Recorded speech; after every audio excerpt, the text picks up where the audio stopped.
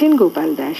আকাশের গায়ে কত বিচিত্র মেঘের মেলা, সাদা কালো নীল ধূসর ছাই মাখা ছবি আঁকা, প্রতি মুহূর্তে নীল আঁকে নিত্য নতুন আবার মুছে ফেলা। এ যেন অনন্ত শিল্পীর কারিগরি দক্ষতায় পরিচয়। কখনো রামধনু সেজে ওঠে সমগ্র আকাশ, গোধূলি বেলায় উজ্জ্বল আলোর ছটায় মন মুগ্ধ। হাজারো পাখির দল মেঘের বুক চিরে উড়ে যায়, দূর বহু দূরে বেনামি কোনো এক দেশে অপূর্ব সুন্দর।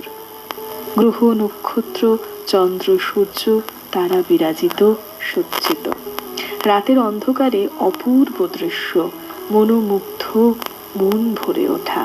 আকাশের গায়ে স্বপ্নের রামধনু রং, প্রতিদিন ছবি আঁকে, জীবনের ছবি, আগামীর ছবি, বেঁচে থাকার রসদ, আনন্দ। কি সুন্দর করে বলেছেন। সত্যি কত রকম যে ছবি আঁকা হয়, জীবনের ছবি, বেঁচে থাকার ছবি। আমাদের বেঁচে থাকাটা তো বিভিন্ন জনের কাছে বিভিন্ন রকম, আর সেই ছবিটা আমরা কত রকম ভাবে আঁকি। আমাদের ভালোবাসা দিয়ে, আমাদের স্মৃতি দিয়ে আমরা সেই ছবিগুলোকে আমাদের মনের মধ্যে রেখে দিই। তাই সেই ছবিগুলো আমাদের মতনই হয়, আমাদের ভাবনার মতন হয় এবং আমাদের মননের সঙ্গে সেটা ওতপ্রোতভাবে যুক্ত থাকে, জড়িতও থাকে বটে।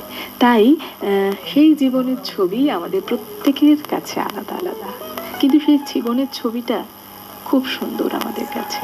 তাই সেই জীবনের ছবি আমাদের কাছে আঁকা থাকুক, আমাদের স্মৃতিপটে থাকুক, এবং আমরা সেই ভাবনা নিয়ে জীবন কাটাই। আমরা খুব ভালো থাকতে চেষ্টা করি। কাজেই আমাদের প্রত্যেকের জীবনেই না অনেক সমস্যা আছে, সমস্যার সমাধানও আছে, এবং সেই সমস্যা সমাধান সব কিছু নিয়েই আমরা কিন্তু এগিয়ে চলি, এবং সেই স্মৃতির ছবি, সেই দৃশ্যপটেই কিন্তু ভেসে ওঠে, আমাদের আঁকা হয়ে থাকে।